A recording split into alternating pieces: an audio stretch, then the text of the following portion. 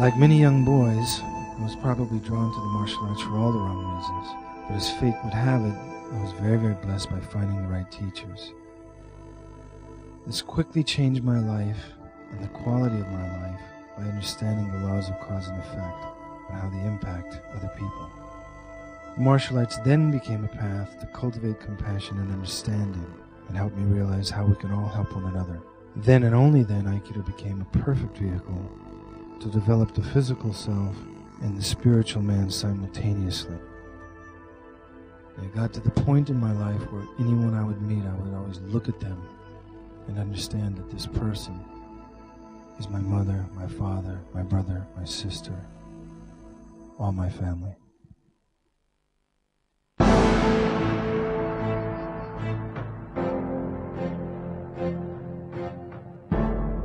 You never know how long the battle's going to be. You always have to be ready.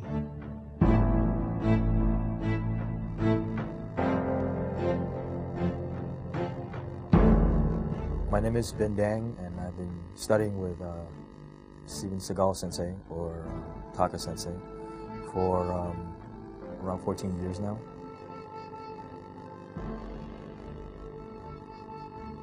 My name is Larry Reynosa, and I've been training with Sensei Steven Seagal since 1983.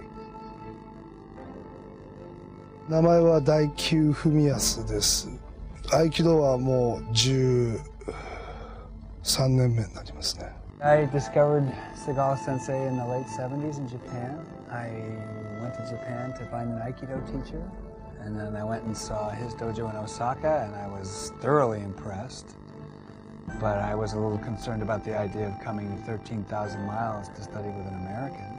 I was looking for practical, so ultimately I went back to Seagal Sensei's Tenshin Dojo. I'll never forget the first day I met him because he was wearing a plaid shirt, blue jeans, cowboy boots, and had very long sideburns. 名前は辻村美穂と申します。合気道歴は10年です。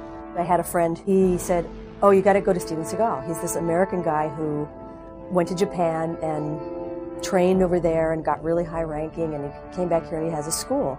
My name's Garrett Green. I study Aikido for about the last 10 years. First impression, as I'm sure most people say, he's very big, he's very tall. Big hands and centered. A presence that, you know, even somebody that doesn't study Aikido can feel. There was a magnificence about him as well. He was one of the first Anglos to be given credentials to teach Aikido in Japan. When he would walk in, he'd feel someone entered the room. When he spoke, when he shook your hand, when he looked into your eyes, there was an incredible truth there. And immediately I was interested.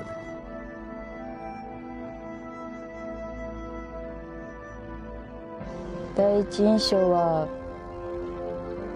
思ったより何ですか、そういう遠い存在的な感じはしなかったっていう感じです。なんか親しみを感じるというか。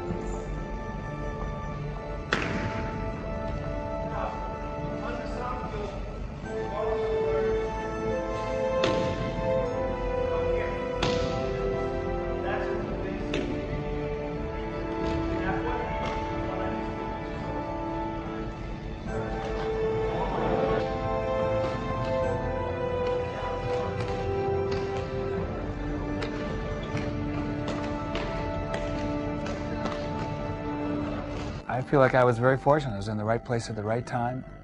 Tenshin Dojo is in Osaka, in Juso.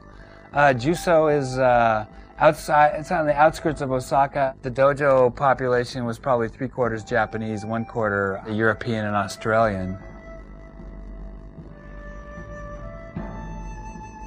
非常にリアルな本当の戦いというものを映像の中でも完全にいつも意識しているという、リアルファイトに徹しているというのが、まあ単に見せ物だけじゃないというのが一つの彼の特徴だと思いますね。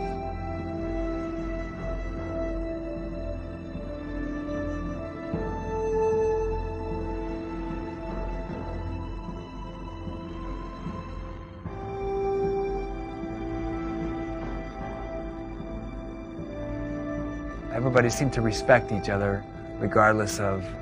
That was the nice thing about Japan. There's a great deal of respect. It wasn't fun. It wasn't a lot of laughs. You know, a lot of times you'll go to dojo and there'll be people joking around, laughing, talking. Not a lot of talking. As soon as you heard Sensei's tread coming up the stairs, and it was easy to identify, you could tell that the level of attention and the level of seriousness changed. There was no more talking more. It was like everybody knew that they better pay attention. He did all the talking.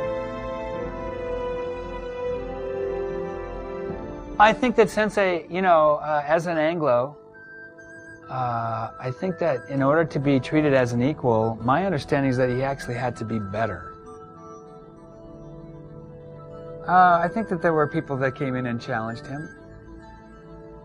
He didn't have to be tough, he just was. You don't get to deal with the man to start with. You got to prove yourself against his students first. I had no idea what he was doing.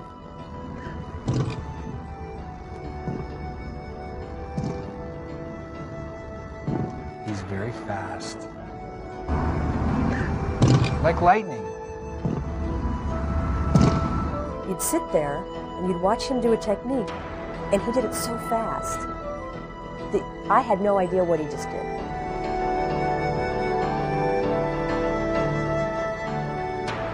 What did he do? It was too fast, I couldn't see it. And then he did these great flips and different kinds of falls, and then I saw everybody else doing it, and they didn't do it anything like the way he did it.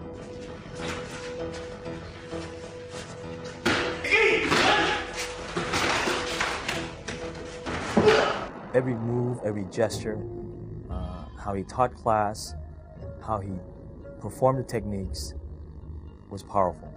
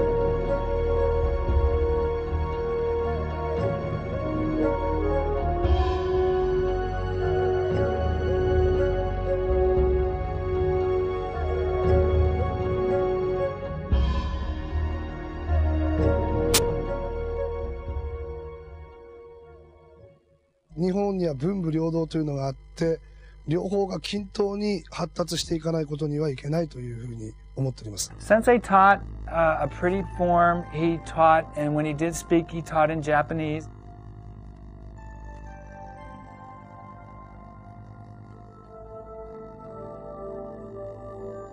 It was pretty technical.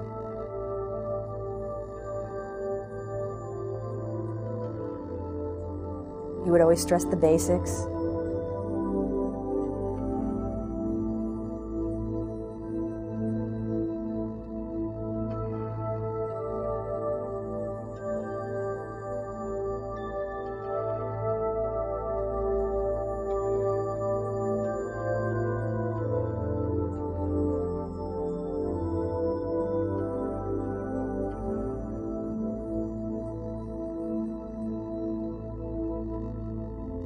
It was pretty detailed and it was pretty technical.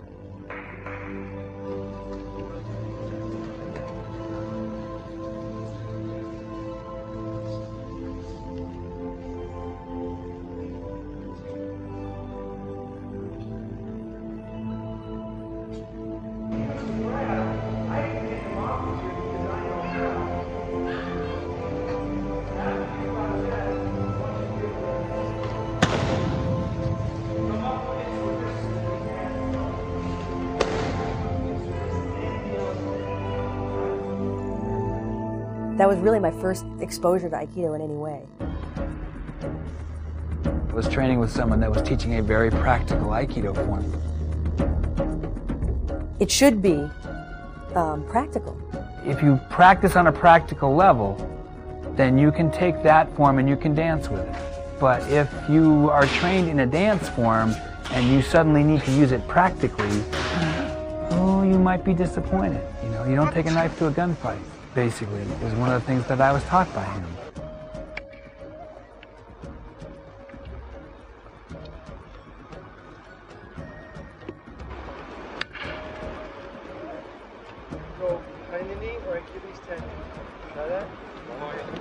The major difference is that I saw where so many other people struggled to explain, to articulate Aikido.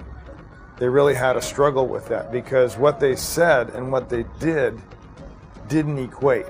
I've heard this conversation many times. This is what you do if you get punched. And then to see the punch stop in front of the nose.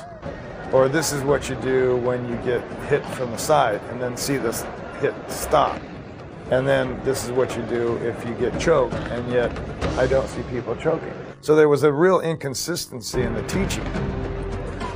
I got with Taka Sensei, and all of a sudden he said, well, this is what you do if you get punched. And all of a sudden you would see that fist coming right at you and it'd go right at you. If you didn't move, you would get punched. That was the truth. That's something we could really relate to because, in fact, if we didn't move, we'd get punched. Sliding up, sliding from the chest, like that. There we see that. So it's coming up the chest. Steven Seagal's Aikido is more applicable to on-the-street applications.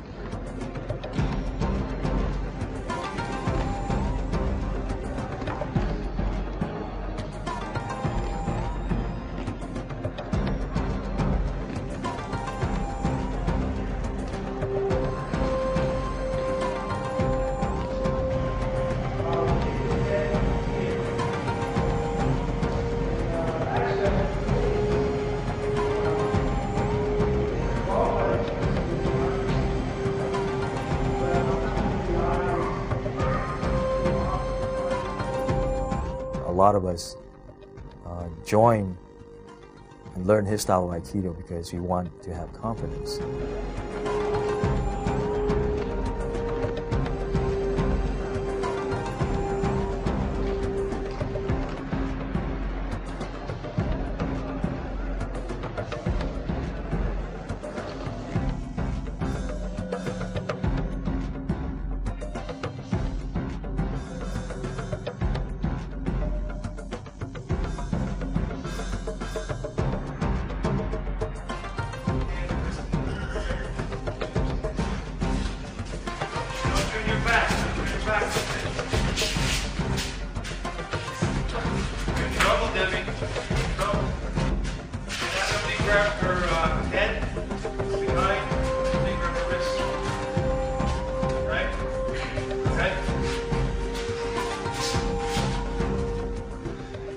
I've seen this today, people turning the wrong direction. You're going to kill yourself. It's like saying, okay, I see a guillotine, I think I'll go stick my head in it. It's so easy the other way, Devin. Okay, let's try that again. You guys know these techniques.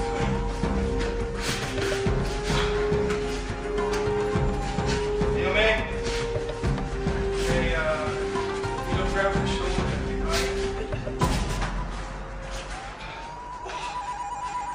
I guess the Japanese word is kibishi, which really translates roughly as severe, and definitely Seagal Sensei's form is, you know, it's severe.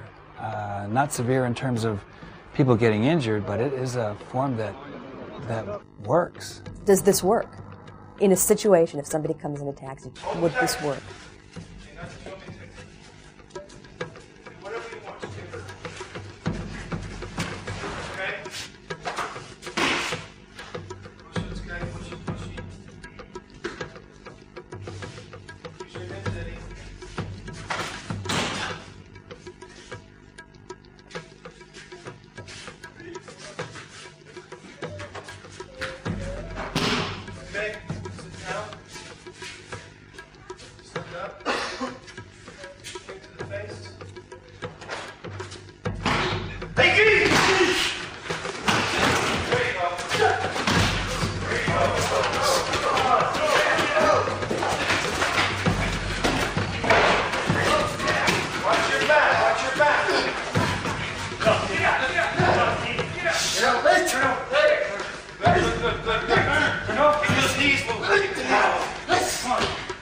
up on your knees. Get up on your knees. Get up on your knees. Get up on your knees. There was a great lesson there that I keep reiterating, is that truth of that honesty and training. Because without the honesty and training, there is nothing. That's what's great about Taka Sensei's Aikido.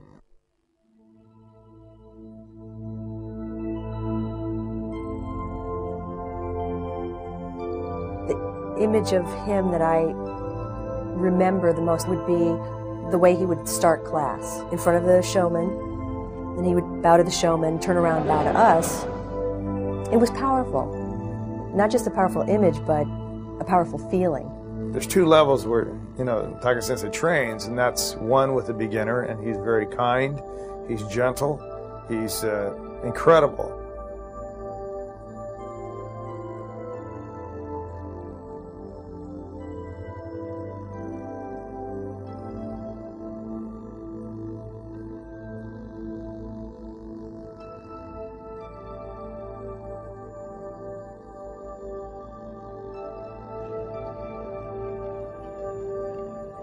He has the ability to deal with you at a level that you can understand.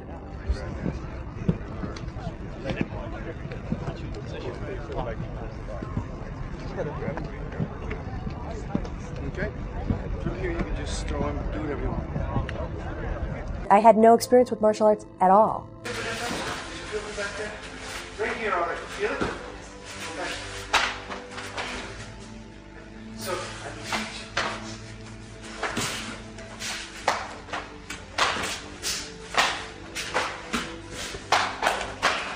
Feel the difference? It's kind of hard to grab them because I'm taking you from back there. Remember right here I have, feel it? That's what you gotta do. Can't get him here. It's too late. He would often talk about te sabaki, ashi sabaki, hand position, foot position. The reason why some of you are missing fight is staying in front of the man. You're trying to grab it. You never try to get grabbed. You have to have body position. Body position, whether it's shooting, wrestling, whatever it is, you have to have body position. He punches and brings his hand back.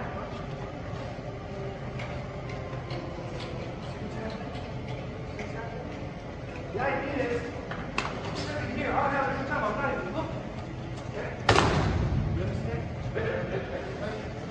The reason why I have it every time is because his hand is attached to the shoulder. And I get the shoulder every time. He punches. Every time I get the shoulder, right?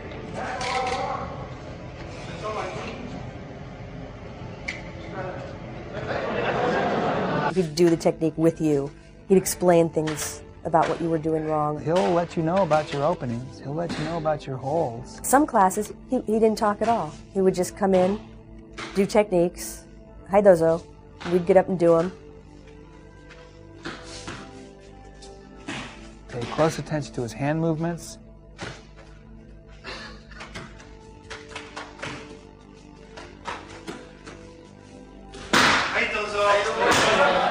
He would walk around to each of the different couples doing it, and then he'd give you tips, pointers.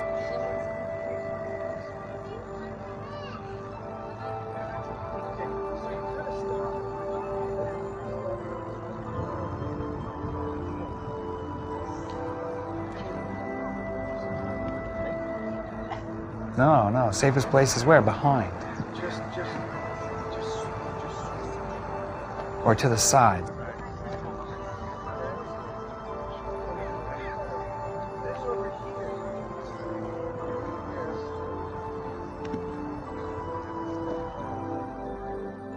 First, one person's the nage, or the thrower, that gets to practice the technique that's presented by the teacher. And then, of course, the uke is the one that is on the receiving end, that gives that person the opportunity to train. Then they switch those roles. I got you. All that stuff he talks about with kicks and avoiding overhead strikes, it's all very precise. That's why that hand comes, I'll start out up here. And when I raise my elbows to the cousin, my your hand and whatever's in it, always going to be guided away from anything inside. So his whole head is vulnerable. It's right across, so if I have a knife in my hand, I'll cut his arm off. If I have a strong fist, I'll break his arm. If I have a club in my hand, I'll break his arm. So this is the cardinal no-no.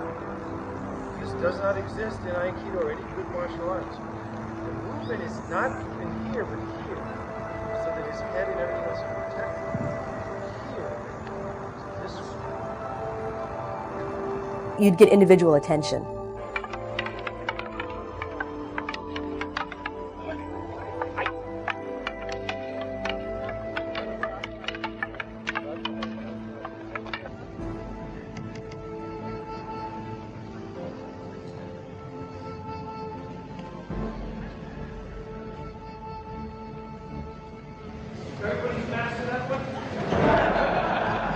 That he was quite capable of doing is taking you just a notch beyond what you're capable of. Get your feet out of there! Get your feet out of there! Get your feet!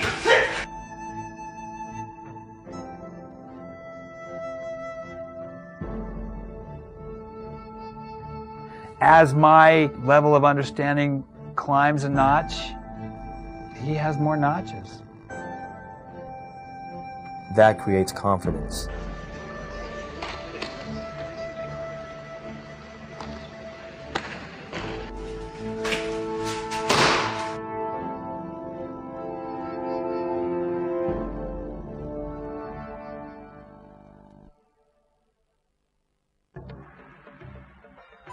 He always wanted you to do a lot of ukemi, and that's how you'd learn.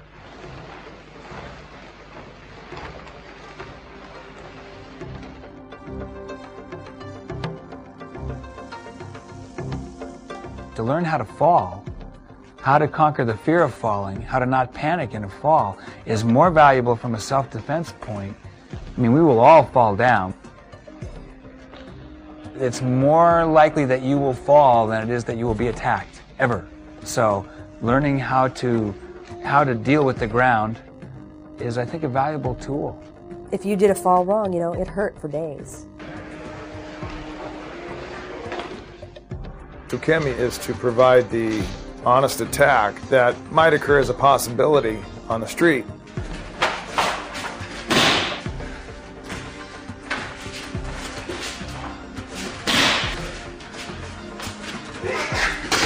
We used a lot of tape in those days. The tatami were very hard, and that's where we trained. You learn a lot from taking the falls. Your ability to fall precedes your ability to throw. That means that you have to be on top of your ukemi. That means you got to be there, which is really what it's all about anyway.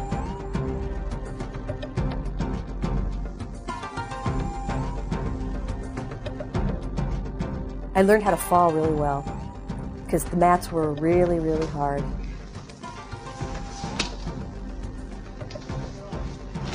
You know, when sensei calls you up to take ukemi, the hair on the back of your neck starts to raise a little bit. You're like, okay, you get inside this guy's reach, you better be paying attention. I have more than once been caught thinking that he was going one direction when he was going another.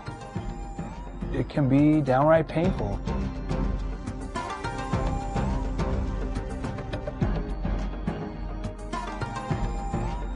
The opportunity to take ukemi from the sensei is not that many people get that opportunity, so I was very grateful. Anybody that has been on the mat with Taka Sensei knows that there is truth in Aikido. It's undeniably powerful, effective, and when you stand in the truth, sometimes that's brutal. He's yelled at me, yeah, definitely. This is the moment of truth.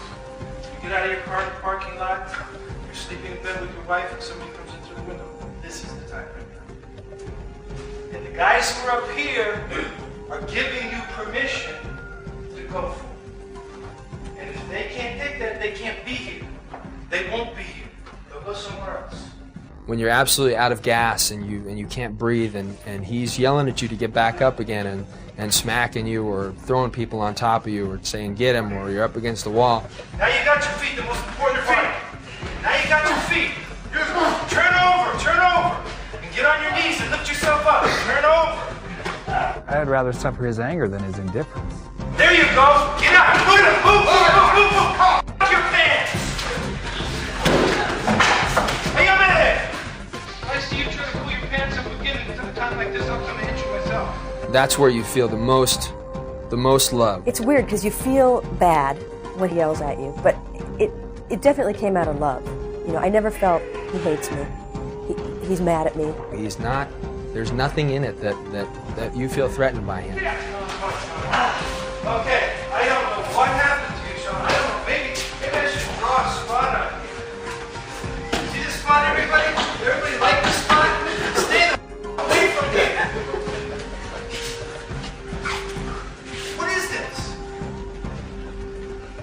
Put them into the wall, not you. Get up there.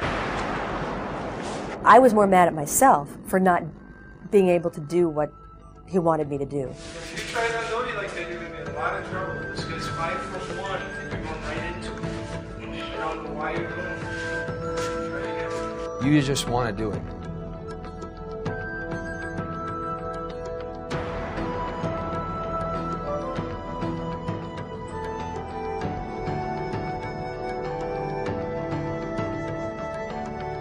You'd always feel that he's doing it for your benefit. If he yelled at you, that would make you come up to where you needed to be. But he did it out of love. The best advice he ever gave me was to not be female. Don't think of yourself as less or weaker or not able to do the things that the guys are doing. Don't make that the reason that you can't do it. 一緒に練習する相手が男性の方なので、練習してる時にどうしても力で来られて悔しい思いをする時がたまにあるんですけれども、でも技をやっぱり自分なりにきちっと技をかけていけば男性が相手でも十分技になりますし、かえって男性にとってこんな私細いですし力なさそうなのにその女の子にこう技をかけられることに対してなんかかえって何かを感じるんじゃないかなと思います。I got yelled at. I got, slammed to the ground. I got injured, which all the guys did too. There was no difference. When I was out there, I could be a guy, I could be a girl. It did not matter. Debbie was a very, very good Aikidoist and very strong-willed. The way Taka-sensei teaches it is it doesn't matter, your size or your strength doesn't matter. If you adhere to the basics and the principles that we practice,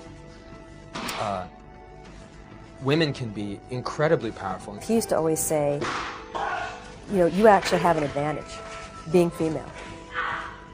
Women can do better Aikido than men because they don't have the strength. They have to do the technique better than we do in order to make it work.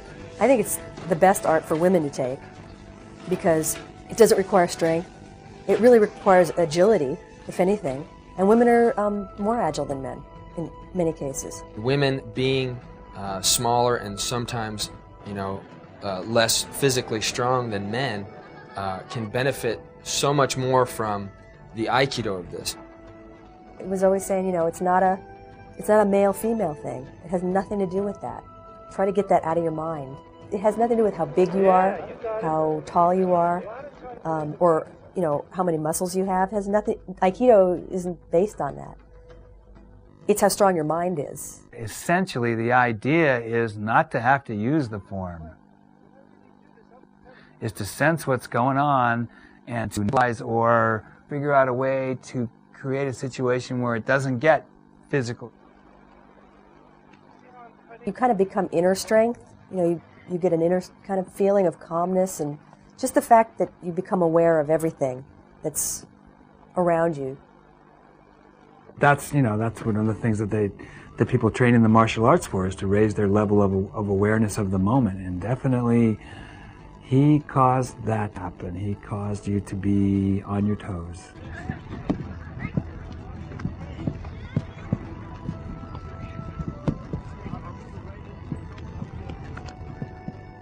One time, he was showing me something and I looked at him and he was getting frustrated with my inability to do it.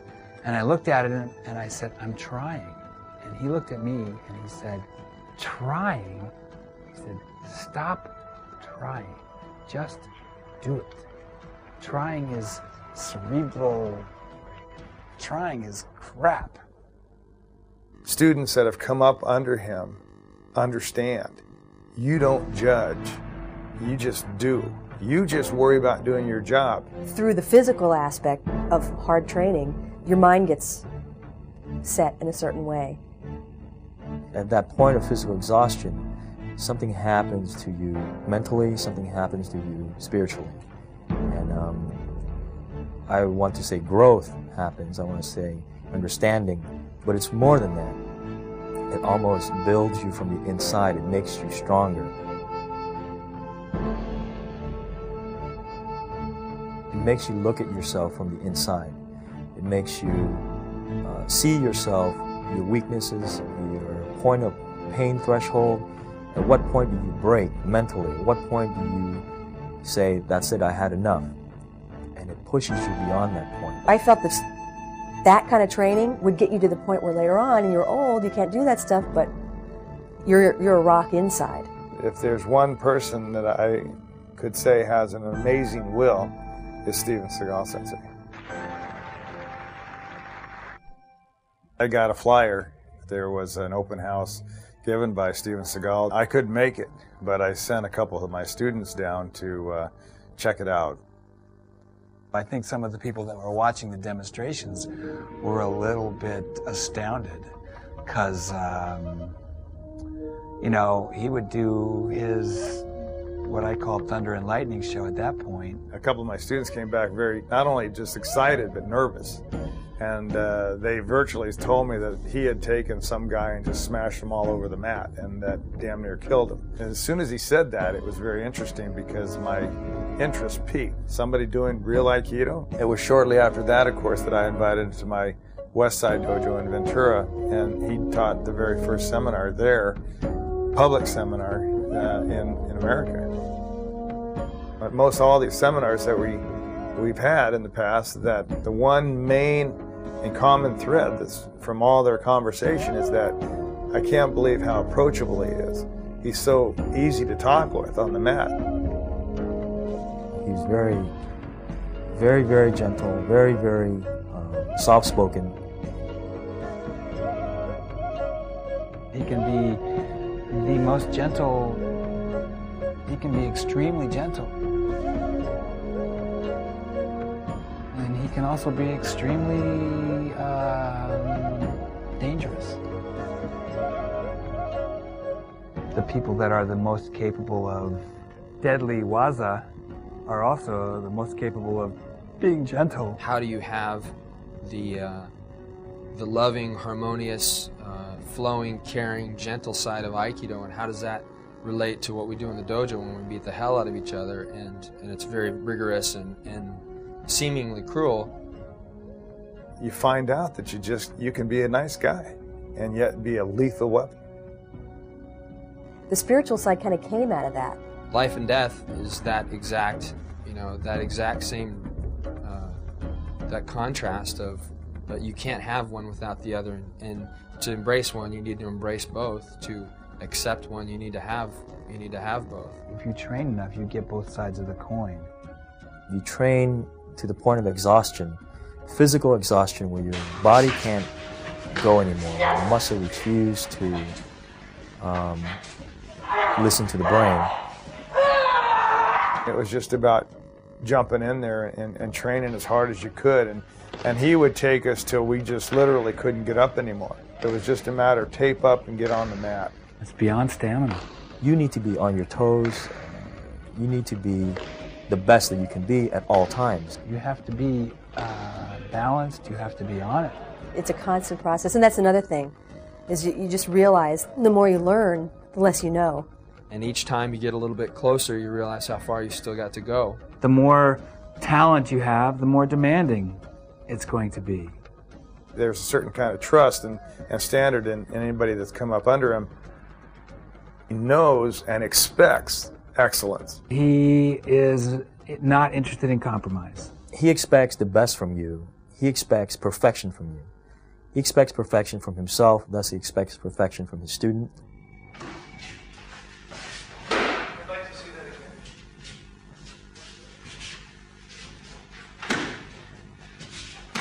I'd like to see that one more time, one final time.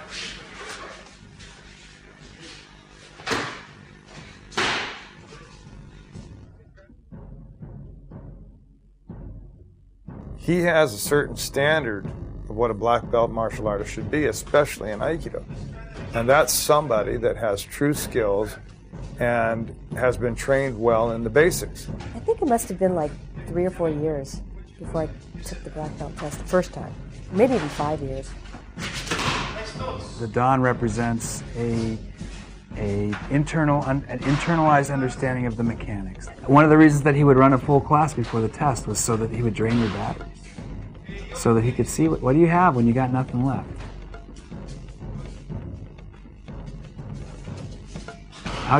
How deep can you dig?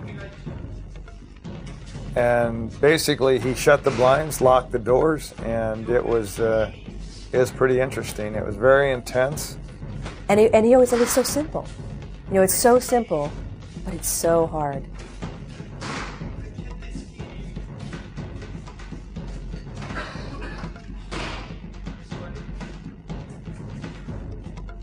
You know, I mean, I tested twice and didn't get it. So, and other people tested 2 and 3 and 4 times. So it wasn't an automatic thing.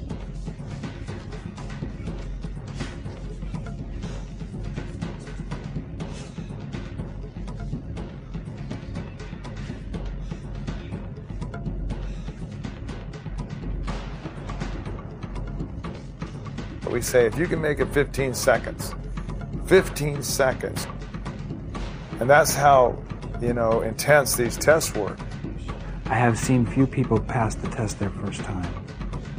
And in fact, I would go so far as to say that not passing the test your first time is part of the test. So you experience this little bit of a peace, the calm before the storm. Very peaceful up until the time where he says go.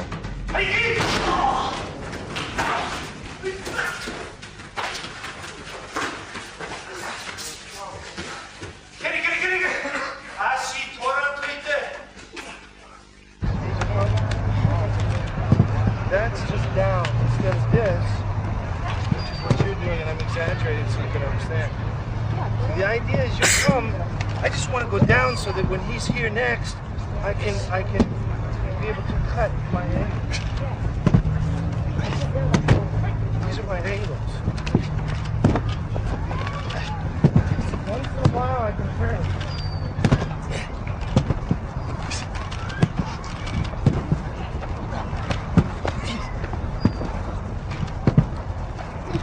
See, I'll turn if I want to move.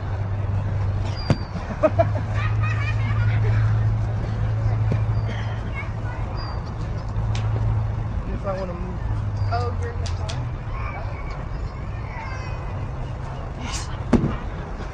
See, from here, if I don't have time to move and you're over there, this is the worst place you could be.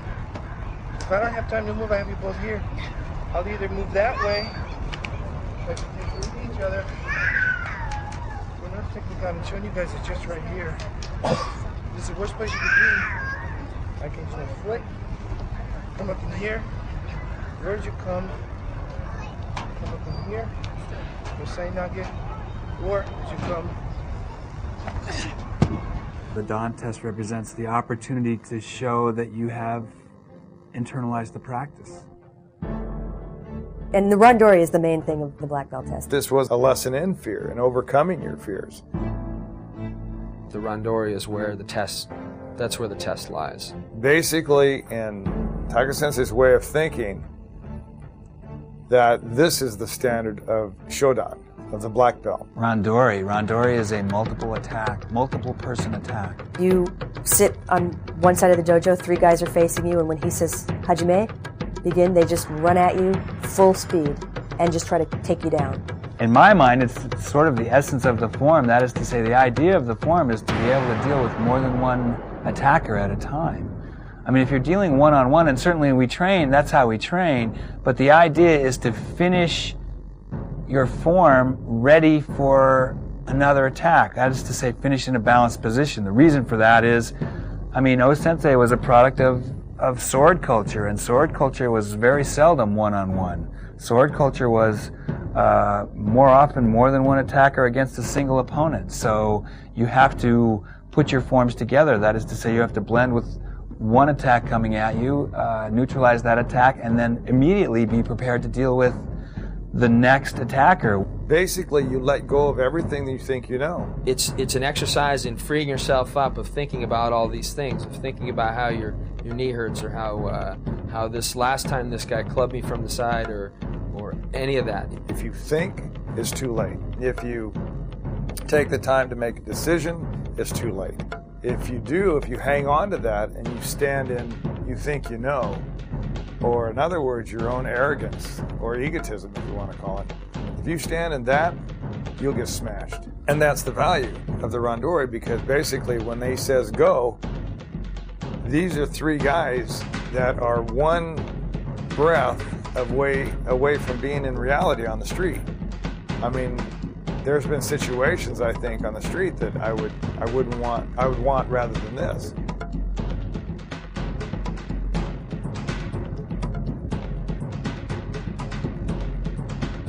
You can't be thinking fear, not fear, anything. Because any thought that goes through your head, it's immediately visible in your body, physically. It's a matter of relieving yourself of having to worry about anything, and being able to deal with whatever situation they can throw at you, whatever 3 minds and the dynamics of 3 people coming at you at full speed can do. Randori is your first opportunity to get a clue about the infinite number of ways to attack you, to grab you, to punch you, to kick you. And when I say that, I mean that they were free to do that. They could punch, grab, kick, spit, bite, whatever they wanted to do. Of course, on the other hand, you were allowed to do that too. He didn't even care so much in the randori if you even did a technique. He didn't care what it was you had to do. Whatever it was, as far as he was concerned, that was it. You just have to do, and you have to do it very quickly. The main thing is being there in the moment and dealing with nothing but what's there. When you got more than one person coming at you, and they are all coming at you with the same intent, and simultaneously, you don't want to get captured, and you certainly don't want to be taken to the ground. In that instant, he wants you to think, this is life and death. These guys are going to kill you. If they get you, you're dead. Once they hit you, I mean, you realize this is for real. And it gives you an opportunity to understand what letting go is all about. The world doesn't change for anybody. I don't care if you're a woman, I don't care if you're a baby. The world doesn't change. The evil doesn't change out there. All those things that we have to face don't change. Okay? The only way we can teach anybody is by being real. All right? If he can stand up, that's good. If he falls, we'll make him stand up again and again and again. All right? So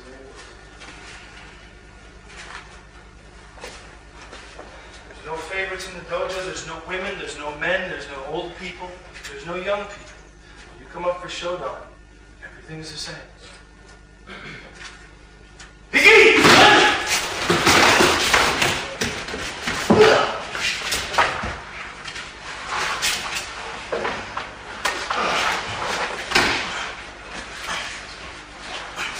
It was the most serious thing I ever experienced. And I mean, even thinking about it, I get just a knot in my stomach. Somebody that's 120 pounds is going to have a tougher time dealing with these 3 Mack trucks that are coming after. You know, it doesn't matter. It's what's inside, what you have, your character, and that's what's going to come out in the test. And you're sitting there and you're trying to like prepare, and you're trying to relax your body, and you're trying to just clear your mind so that everything is, whatever it is that comes to you, can deal with it. It's hard to do. It's hard to relax. It's hard to breathe.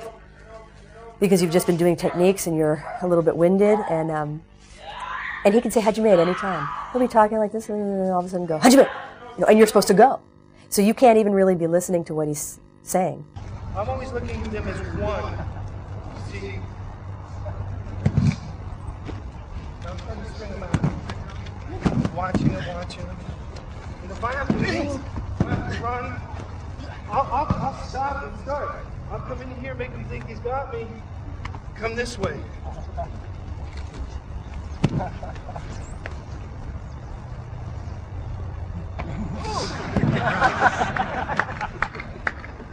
But as they grab me, one thing I'll never do is let them have me inside. What I'll always try to do is keep that for myself.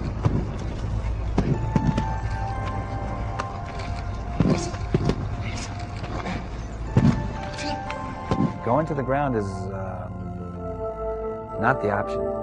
That's not what he's looking for. You take the test and it's over in a second. If you could stay up, if you could control the 3 people, if you got to the point where he felt you were controlling those people, then you passed. I mean, that was it. You know, you went through the fire and you came out the other side. At the end of the day is that poor Matsuoka got his tooth knocked out and another got his shoulder separated, and I had gotten poked in the eye, and it was amazing. We were all over that dojo. We had jumped over the office furniture. We had come under the student benches, and the chairs were knocked out of the way, and it was just incredible. But as real as, you know, it could possibly get. It's hard. It's the hardest thing I ever did. Randori, the 3-man attack, teaches you that with your will, you can make anything happen. It teaches you that no matter how bad a situation can get, it teaches you to face those situations with the right mental attitude, the right state of mind. When you have that in your mind that at any moment your life could end, but that you don't care. It wouldn't bother you if your life ended. You cannot be afraid to die, basically, is the mindset you have to have. The practice of Randori kind of allows you not to think about your limitations, and it allows you to go beyond where you thought you could go before. And that is, you know, what everybody needs to be successful anywhere. If you practice that philosophy of you know, letting go and not limiting yourself in your real life, then you have no limitations. あくまで自分は小さいんだ、自分はあくまで宇宙の一つなんだというその非力さを知った時に本当の強さを感じると思います。My life has been influenced a great deal by Taika Sensei's Aikido teachings. The not accepting your own limits. If somebody were to ask me what's the most valuable lesson I've ever learned from Steven Seagal, it's that it's possible to be the lessons of Aikido. 竹先生にお会いしてから、そうですね、なんか人間の内に秘める強さっていうのですか、そういうのを学びました。I was raised by him, so I feel that he is the source. Everything that he does is powerful. Mentor, master, Charismatic, loving, a great teacher. Warrior. He personifies that, in my mind, the spirit of a warrior. I'm inspired today by this man simply to become a better human being. He changed my life. My introduction to him and my training by him has changed my life. Show me what you got when you got nothing left. Show me what you got.